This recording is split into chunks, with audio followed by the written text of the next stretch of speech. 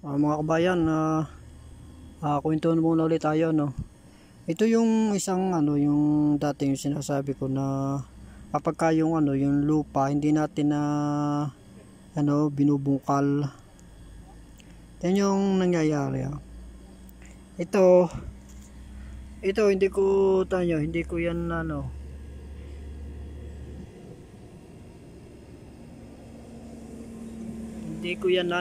yan na pinupukal. Ayun nga, yung halimbawa kapag ka nagtanim ang buto, sinusuksok lang ang buto. Tapos hindi yan na binubungkal. Ito kung papansinin niyo, maluwag maluwag yung kanyang lupa. Kasi alam mo nyo, kaya yan lumulong, tataka kayo. Yung kasi mga naninirahan dyan, hindi na gagalaw. Tsaka hindi sila umaalis. Malimit kasi ang mga tumitira sa ganyan, yung bagang, ang isa din, yung mga langgam. Tapos yung ibang mga kulisap na, kung tawag na sa ganyan, sarang magaling kang magbutas-butas. Pati yung mga bulati, nasa ganyan, mga nakatira. Ngayon kapag hindi natin sila ginagalaw, sila parami ng parami diyan, parami. Kaya ang ginagawa nila ngayon, butas sila ng butas ang butas. Siyempre ang mga yan kasi pag uulan, siyempre pupunta ng tubig ng kanyang tirahan, tapos gagawa na naman siya ng bagong butas. Ngayon ang mangyayari doon, butas talaga sila nakibutas. Kaya ang nangyayari dun sa ilalim, nakakapasok ngayon yung hangin at saka yung mga ugat ng halaman, madaling makakapasok. Gawa ng kasi yung maraming butas-butas yung ating lupa. Ngayon, kung halimbawa umulan at patuloy na pag-ulan, dibaga, yung ulan ngayon hindi masyado siyang magiging baha. Gawa ng ang lupa nga ay butas-butas, gawa ng ganyan nga, yung mga sari-sari, mga insektong na diyan, o mga nakatira diyan, lalo na yung mga bulati, nakibutas yan. Tapos yung tubig ngayon ng ulan, madaling makakapasok sa ilalim, madaling makakapunta dun sa ilalim. Ngayon, tingnan niyo ito.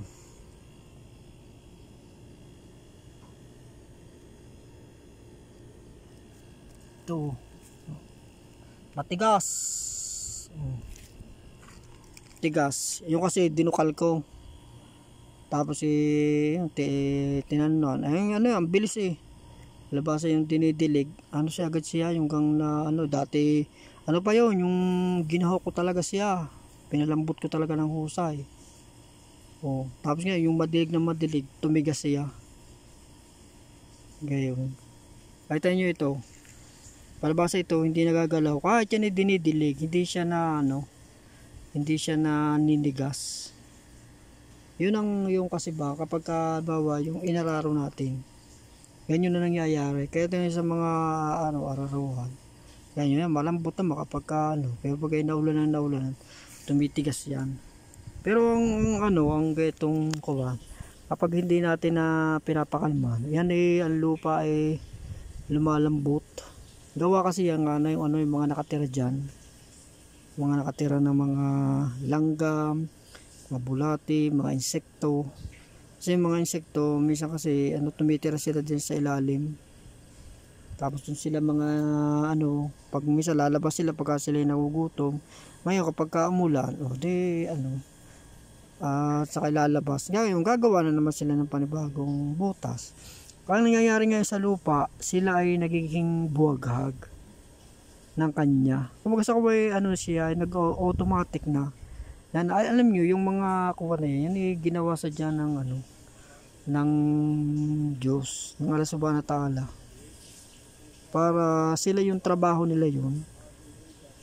Ngayon, ang gawa naman natin, yung tayo masyado tayo kasing, halimbawa, mataas kasi ang ating mga minimiti agad na tayo agad makaani agad tayo ng mga malalaking bunga.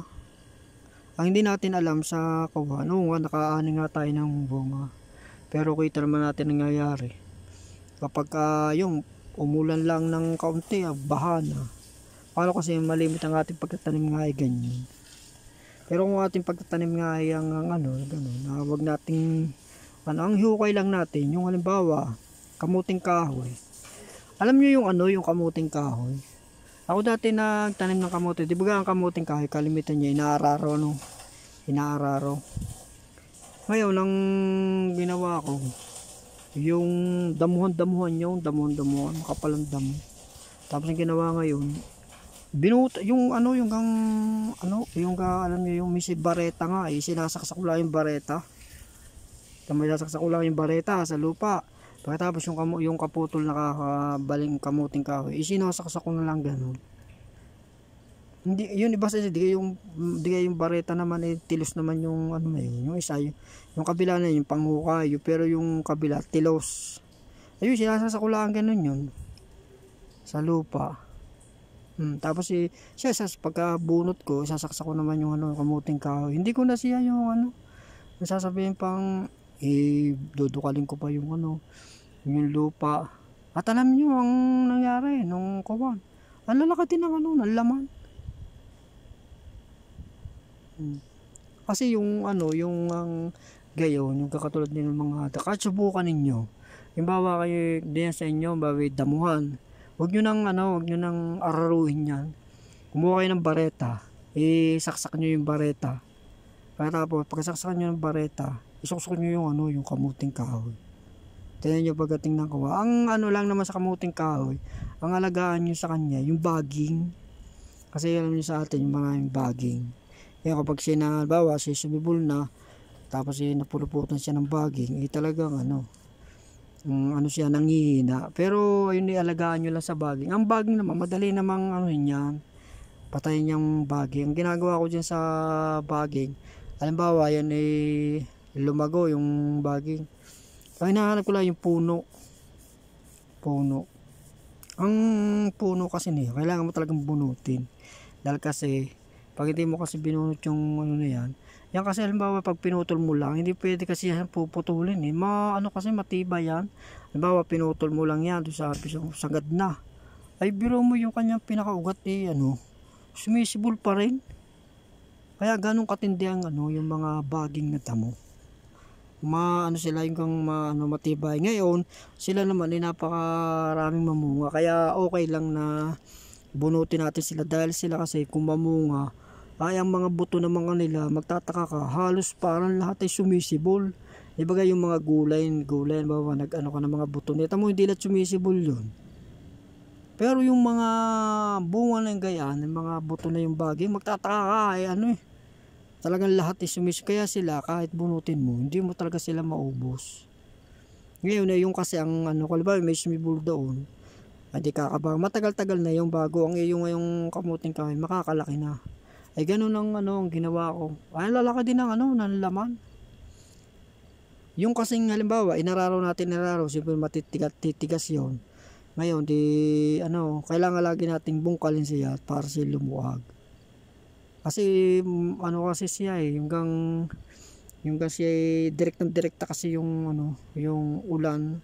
Tapos kapag sumarado ngayon yung pati yung mga mga bulati doon, mga langgam, umaalis sila.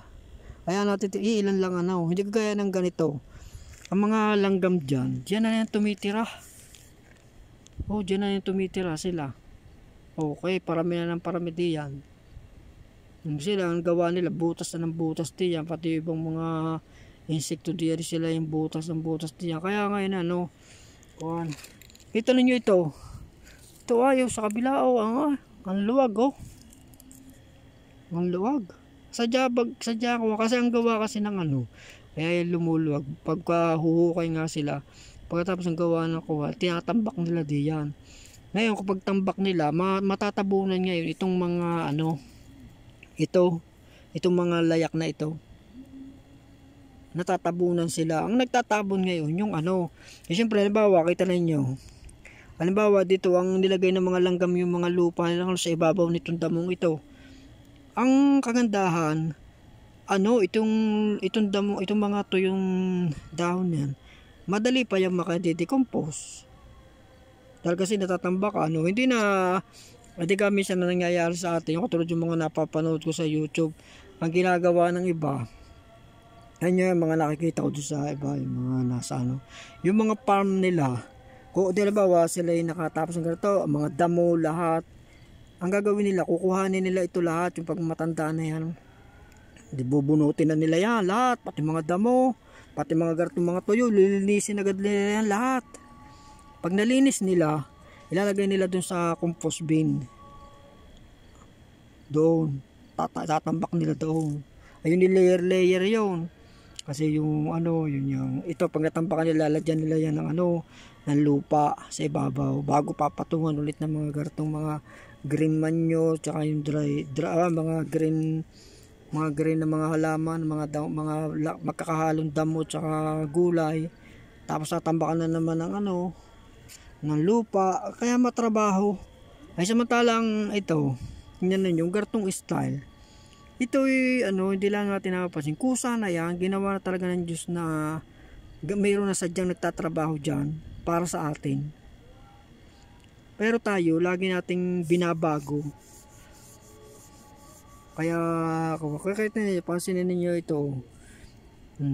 Pansinin ninyo ito. Yan, mga, Ito yung may butas yun, Yan, may butas. Yung mga naroon, butas-butas yan kasi yung mga langgam nagtatrabaho dyan. Ang ganda yung mga langgam, sila gabit araw nagtatrabaho sila. Sila yung nagtatrabaho para sa atin. Katulad sila.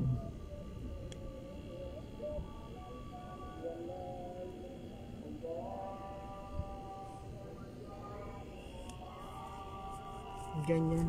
Yan yung mga katulad dito, yung mga tuyo-tuyo na yan. Di sila ngayon pag may mga langgam diyan, katulad yun may butas diyan, Yun ngayon, natatambakan nila, hukay sila, tatambakan natin, makapunta doon sa ibabaw ng mga tuyo, Madali nga madidecompose sa kaya yung mga hindi na tayo may hirapan, pero yung halimbawa katulad ng ginagawa ng iba, hakot ang hakot, pero kung halimbawa, ganyan, tapos taniman nilang uli, suksok ulit ng suksok lang ng suksok ang buto, Kasi ang nangyayari kasi doon, halimbawa may decompose tayo, lalagyan natin sa compost bin. Tapos ngayon, pag na-decompose na doon, hahakutin natin, ibabalik natin ulit dito sa kuwan. Pero kung halimbawa, pagkakakuha dyan na nilagay, ayun ayan pati, madali yung ma-decompose. Tignan nyo ito, meron dito.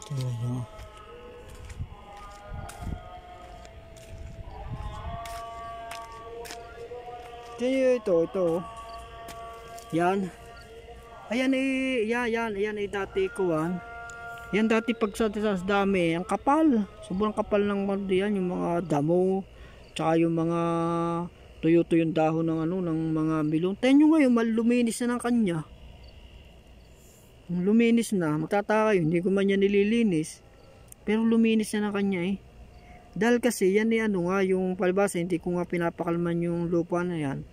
Ginagawa ko, sinusuksok ko na lang yung suksok. Tapos kung baka yung kamote talaga kailangan talagang ihukay Todo yung kamote na kuwan, ihukay ko. Mga puno na yan, may talong, kamatis, ihukay ko. Yung iba kasing halaman, kailangan mo talagang ihukay. May pechay kayo, yung tama lang photo lang. Pero yung mga diyan, hindi ko ninaalis yan, pabaya ko na rin yung mga tuyo-tuyo. Pati mga damo dati mga narin ngayon, malinis na yun. Hindi bubunutin yung mani. Kasi ang mani at luminis na, yan sinong na gano'n yan, yung mga nakakuwan diyan. Kasi kailangan talagang bunutin yan. Mga insekto na rin, kinain nila na kinain yan. Ngayon, kung yan lagi natin lilinisin, yung mga insektong nagtatrabaho dyan, umaalis sila dahil kasi unang-una wala naman silang makakain. Siyempre aalis sila diyan. Pero kung halimbawa hindi natin inaalis, marami silang makakain, dadami ngayon sila diyan. Kaya kita ninyo nangyari, ngayon linis hindi ko malinis. Kaya dito rin. Suksok ko lang ganito. Dito rin, dinukal ko lang dati ito, dinukal ko. Suksok lang ng suksok. Tignan nyo, tutumigas. Yan, ganun lang. Ay dito, ano yan, dito. Ano siya, na-istorbo. Ay, tamuhalo pa, ang taba-taba ng lupa, ano. Ng lupa. Tsaka yan, Ano siya ay parang mga itim-itim. Patibay ng patibay yung kasi yung lupa. Kasi nga yung mga yung mga hindi ko yun inaalis. Hinahayaan ko lang dyan. Ayun yung nadidecompose na kanya. Hindi na tayo maglilipat-lipat. Yan ang mga madagta. Katulad yung pakuwan. Kasi yung pakuwan ay matanda na. Yung tangkay niya. Kaya ang ginawa ko, inilagay ko lang sa diyan. Ayan, ganyan. Tapos, kung ano na lang sa kabila, ang malakas, yan, ganyan. Hindi ko yan inaalis. Tapos ang gawa ko naman. Doon sa mga singit-singit. Doon ko lang tinatanim. Puputulin nyo na. Yung iba, yung medyo mahina-hina. Gayon. Yan lang ang gawa ko. Kung titingnan natin yung gamparang makakuha. Yung kasi ay masukal. Pero yung yung mga kuha naman, mga halaman, sila naman ay maraming nakakain. Kasi yung mga ugat-ugat na dyan, saan mo pumunta diyan, maraming siyang pagkain. Hindi na tayo masyadong maglagay man lang tayo ng halimbawa na ang tayo naman pagka mag-aabuno, saan lang tayo mag-abuno kapag yung kita natin talagang mahina. Mahina siya. Pero kung halimbawa naman meron naman kayong mailagay na abono, madali pa, pero marami kayong abono, hindi, sayang naman yung abono kung i-stock lang.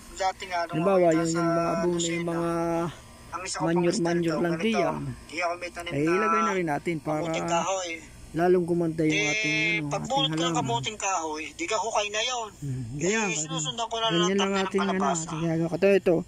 Ito mga isinusok kaya pagkabunot ko ng kamuting kahoy,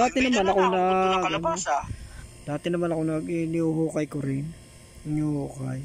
Kaso lamang yung kuwan na kasi meron kasi akong kaso dito. Nagano ako ng na yung talong. Inilagay ko diyan, tinanim ko, inihukay ko. Pagkatapos siyempre yung pagdidilig ko na na wash out siya, na wash out ng tubig. Ito yung nangyari, nagkahiwa-hiwalay sila, hindi sila tumubo rin. Tapos na yun pa lang yung halaman, hindi na kailangan pala na ihukay pala natin. Kasi umano na nga siya katulad nga yung iba kasi na-observe ako sa dati, yung iba sinukso ko lamang. Yung ibang mga melon, bumunga rin. Yung ibang mga inihukay ko at saka yung sinuksok, yung inihukay ko namunga, yung sinuksok namunga rin. Doon na tayo dun sa sinusuksok lamang. Tapos yung inihukay pati, katulad na nangyari dito sa sa talong. Hindi palibasa nga hinukay ko siya. Tapos ngayon yung tinanim ko dun yung boto, ngayon yung pagdidilig, palibasa nga siya nagalaw, nangyari madali siyang pati yung lupa ngayon na wash out.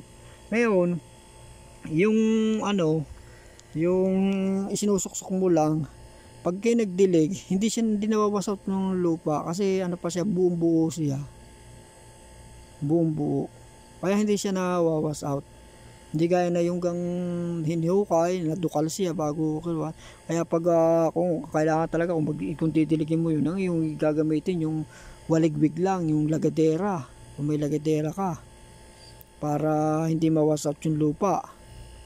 Pero kung halimbawa sinuksok lang natin, kahit na kung magkuha ng gamit ko diyan yung galon na malaki, at talagang kung maikuha ko diyan pabagsak pa ang tubig, ay hindi siya hindi siya nawawasak. Yun ang kagandahan sa kaya yung yung lupa natin kapag nilabawasok pagka tayo may mga butot lahat babay, marami naman tayong stock na buto. Ang gawin natin, mag-ipon tayo ng ng mga buto.